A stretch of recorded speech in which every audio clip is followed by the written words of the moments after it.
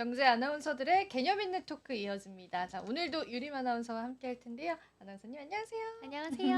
자, 반갑습니다. 오늘은 저희가 무슨 이야기 좀 나눠볼까요? 오늘은 대륙의 수장 이야기를 한번 해볼까 합니다.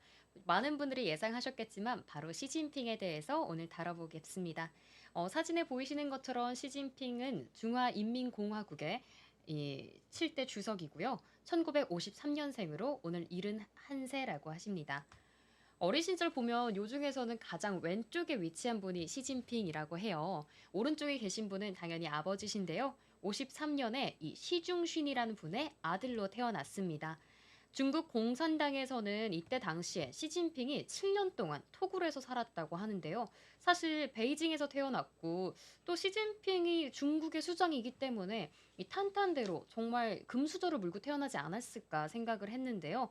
이 아버지께서 반동의 세력이라고 낙인이 찍히면서 7년 동안 조금 힘들게 살았다고 합니다. 왜 반동의 자식이라고 찍혔는지 한번 살펴보면요. 이 아버지인 시중신이 정치적 모함을 받았기 때문이라고 합니다.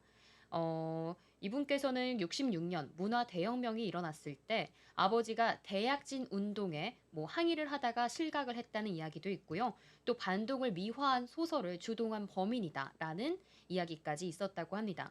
때문에 시진핑은 수용소에 갇히지 않기 위해서 도시를 피해서 농촌으로 보내지게 되는데요. 살기 위해 농촌으로 갔지만 사실 고위층 자제로 태어났었기 때문에 이분 같은 경우에는 막 벼룩도 드글거리고 너무 지저분하고 안 좋은 곳에 사는 게 되게 암울했다고 합니다.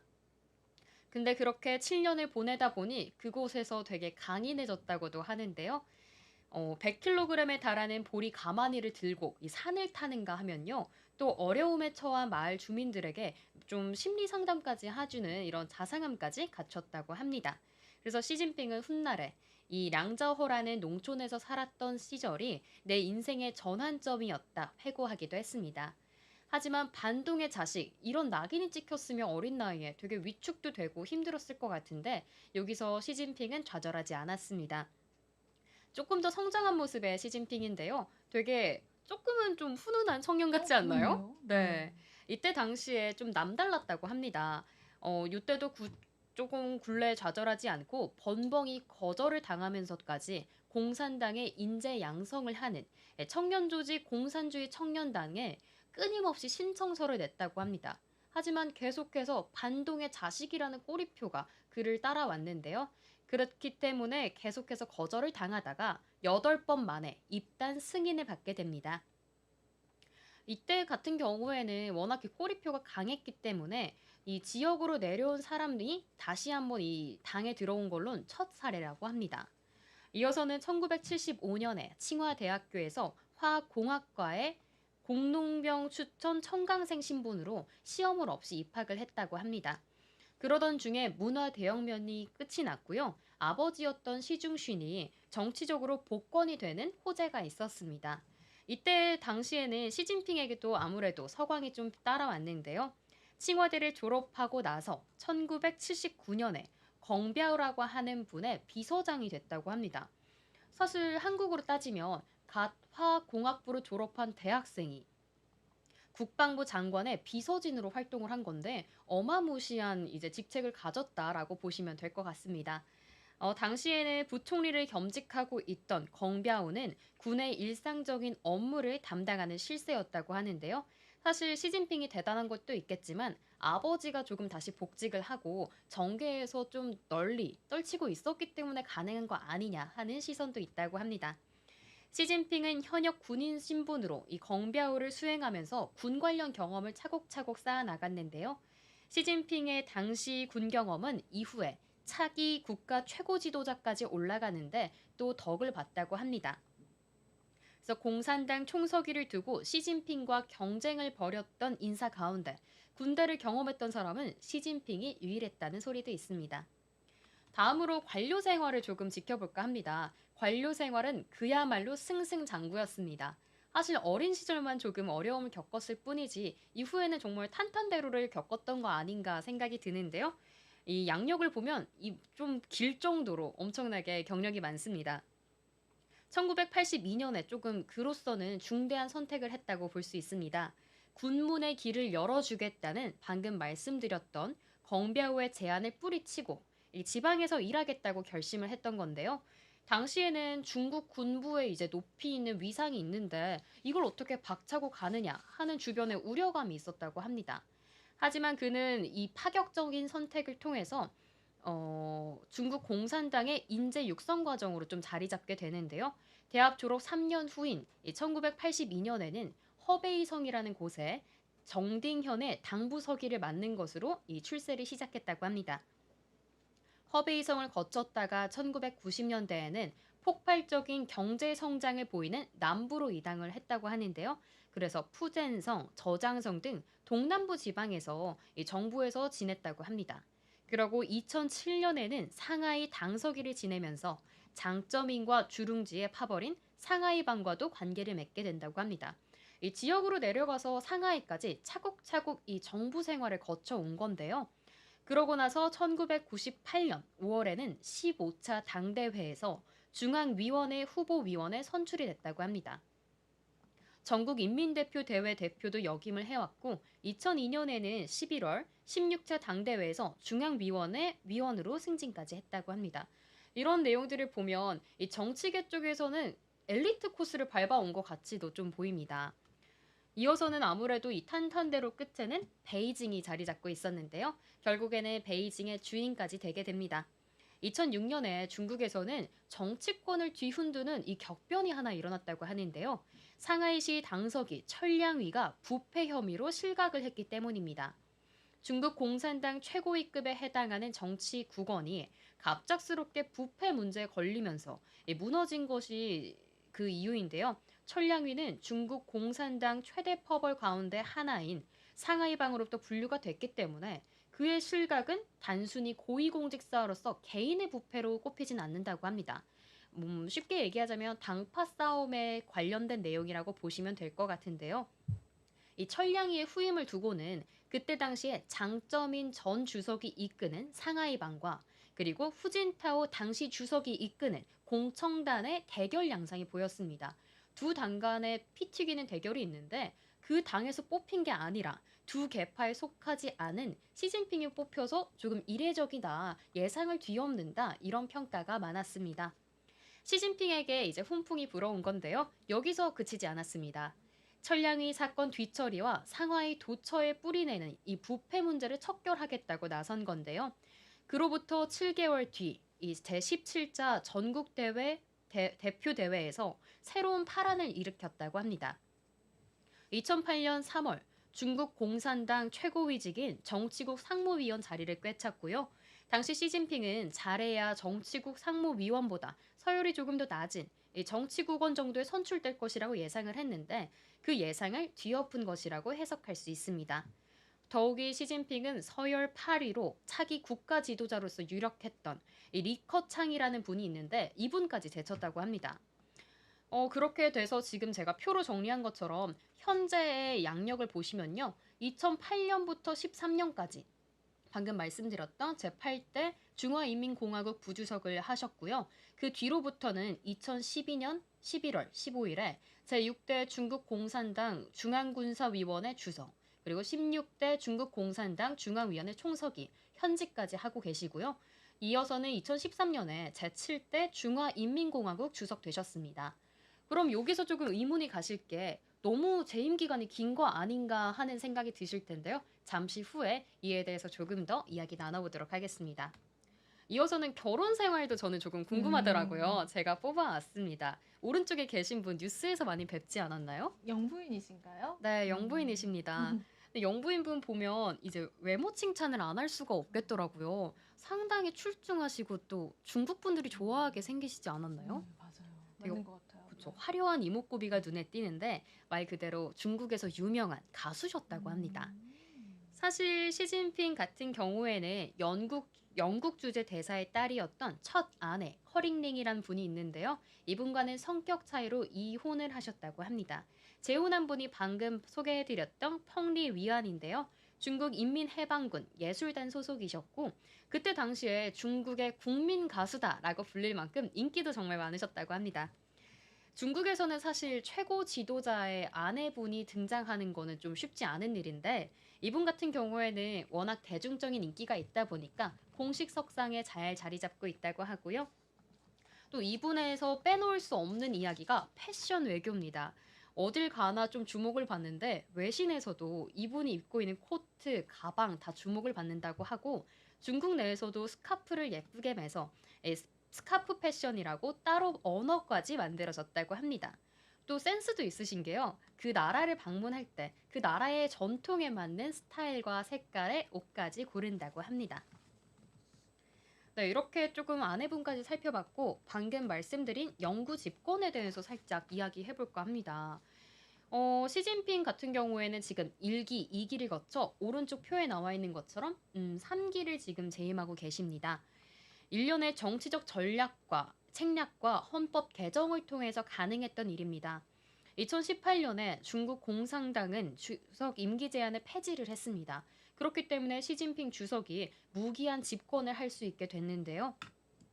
이 조치는 권력을 조금 더 공고히 하고 재임 기간을 일반적인 10년 제한을 넘어서 계속해서 일을 할 수 있게 한 시도로 널리 알려져 있습니다. 이때 당시에 이제 무력으로 하는 것도 있지만 조금 더 그 중국 내 사람들에게 자신을 인식시키고 좀 친근하게 느끼려고 했을까요? 그 만화책 시리즈와 모바일 게임을 시진핑으로 다룬 것들을 많이 출시했다고 합니다. 왼쪽에 있는 만화책 같은 경우가 시진핑을 주제로 다룬 만화책이라고 하는데 생각보다 되게 귀엽지 않나요? 그러니까요. 그쵸? 그리고 저는 시진핑이 사실 아까 얘기하려고 했는데 나이에 좀 놀랐어요. 아, 그런가요? 71살인데 좀 정정하신 거 음. 아닌가요? 뭐 아프신가? 그건 모르겠는데.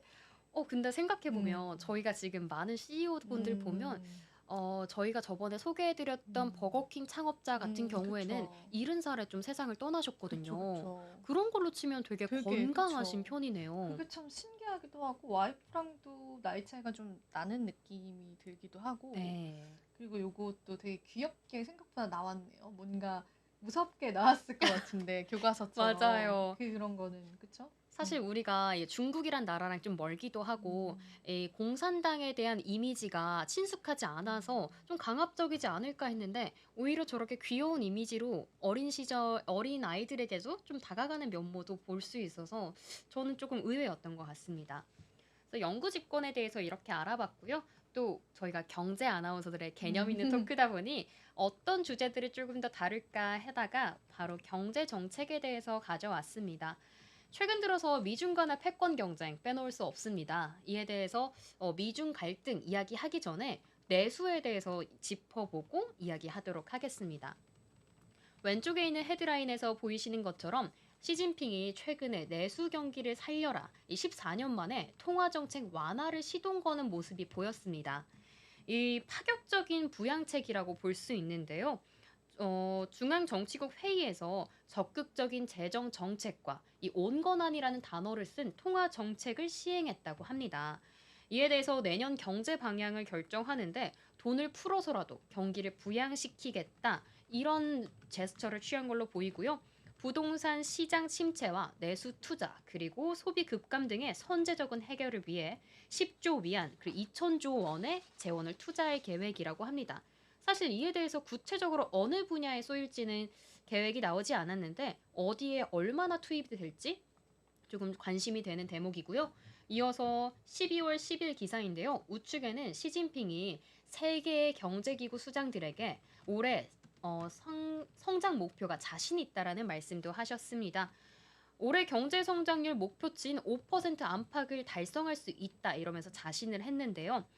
시 주석은 이 자리에서 중국 경제가 이미 고품질의 발전 단계를 진입했고 세계 경제 시장에 대한 기여율이 30% 안팎을 유지하고 있다며 자신했다고 합니다. 사실 이 뉴스가 중국 내의 뉴스에서 끝나는 게 아니라 우리나라에도 좀 훈풍이 이어지고 있는데요. 앵커님, 네. 이번 주 같은 경우에 보면 중국발의 약간 중국향 화장품주 또 이런 음. 것들이 많이 주목받지 않았나 싶습니다. 맞아요. 오늘도 엔터주도 많이 오르지 않았나요? 맞아요. 지금 경제 부양책, 경기 부양책 네. 중국 쪽에서 계속 이제 쏟아부을 예정이긴 한데 그게 좋은 건지는 잘 음. 모르겠어요. 왜냐면은 뭐 수치상으로만 만들어 놓는다고 해서 진짜 경제가 좋아지는 건 아니니까. 그쵸. 근데 지난번에도 경기 부양책을 했었는데 그때도 효과가 그렇게까지 크지는 않았었거든요. 그래가지고 아. 물론 그것 때문에 국내 주식이 움직이는 것 같긴 한데 그 네. 연속성도 크게 없는 것 같기도 하고 그래서 아. 좀 계속 지켜봐야 될 것 같아요. 근데 추가로 더 할 가능성도 있는 거죠, 지금 계속. 네. 계속해서 이제 아무래도 미국을 의식하면서 이런 말들을 하는 게 아닌가 하는 생각도 들고요. 그러면 또 우리나라 주식이 중국 뉴스 때문에 움직이는 거는 조금 더 지켜봐야겠다라는 생각도 드는 시점인 것 같습니다. 이어서 시간 조금 남았으니까 미중 간의 패권 경쟁도 살짝 다뤄볼까요? 음. 반도체 이야기를 빼놓을 수 없을 것 같습니다. 트럼프 폭주에 시진핑 뿔났다. 반도체 원료 광물 수출 통제한다라는 기사 먼저 살펴보겠습니다. 이와 관련해서는 아무래도 미국이 대중국 반도체 추가 제재에 대해서 말을 했었는데요. 이에 대해 바로 다음 날 발표가 나왔다고 합니다. 중국산 갈륨과 게르마늄, 민간 군수 이유중 용도 품목에 미국 수출을 금지시켰다고 합니다. 이와 관련해서는 이제 중국 상무부도 수출 통제 배경과 관련해서 최근 몇 년간 이 미국이 국가 안보 개념을 과도하게 확대하고 경제, 무역, 과학 기술을 정치화하고 무기화했다는 발언을 했습니다. 수출 통제 조치를 남용을 했기 때문에 관련 제품의 중국 수출을 부당하게 제한을 했고 많은 중국 기업들이 제재 대상에 포함이 됐다는 이야기도 있습니다. 사실 이 뉴스 지금은 이제 갈륨 게르마늄 얘기만 했는데 최근 들어서 중국이 이 엔비디아를 조사한다는 내용까지 나오면서 미중 간에 이제 견제가 계속 나오고 있는데요. 또 오른쪽 기사 보시면 트럼프가 내달 20일에 대통령 취임식에 시진핑에게 참석을 초청했다는 얘기도 합니다. 이에 대해서 시진핑 주석이 참석하겠다라는 의견은 아직 내비치고 있지 않은데요. 이 관련해서 약간 화해 제스처를 내는 거 아닌가 하는 분석도 나오더라고요. 이 두 뉴스 어떻게 보셨을까요? 아, 이게 참석 가능성이 아직 안 나온 건가요? 제가 잠시 전에 네. 경개톡 전에 그 랩소디 했었을 때는 참석이라고 아, 정말요? 알고 있긴 했었는데 제가 한 번만 더 팩트 체크를 해볼게요. 네, 너무 좋습니다. 그 부분을 찾아봐야 될 것 같아요.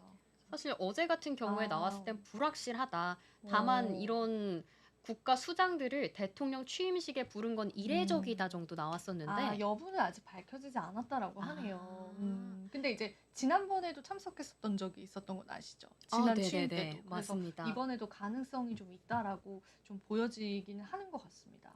사실 음. 만약에 만나게 된다면 두 수장 간에 어떤 이야기를 나눌지도 조금 귀추가 주목되는 것 같아요. 맞아요.